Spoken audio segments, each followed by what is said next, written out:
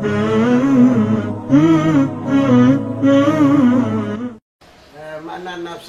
nafsi iaitu makna yang berjuang. Sifat nafsi. Makna nafsi, sifat nafsi. Sifat makna seperti yaidan badat Allah Ta'ala. Mana ji, apa yang pula ada Allah. Apa yang disampaikan bagi tanya. Yang ada yang disampaikan bagi tanya oleh Allah.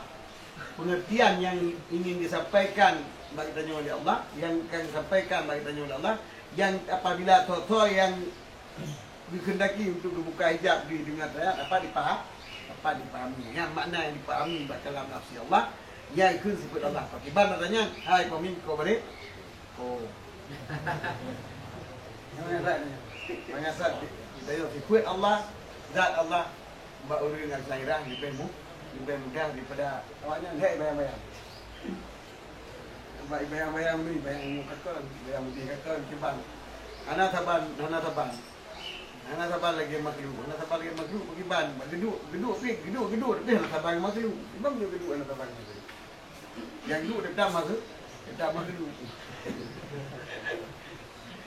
Mana saban duduk dengan duduk orang kan bagus duduk. Di mana saban you hana apa tabayang mana hana saban hana apa tabah hana apa tabayang mana hana saban dikenal hana dalam saban laudai hana saban bak pikiran hana saban batai dah hana saban bak begitu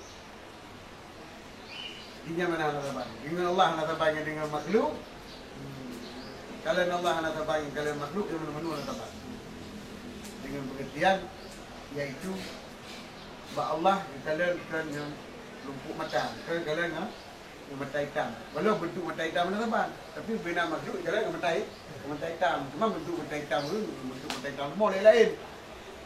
Bentuk mata hitam tanya orang mereka pula lain. Macam kotak betul.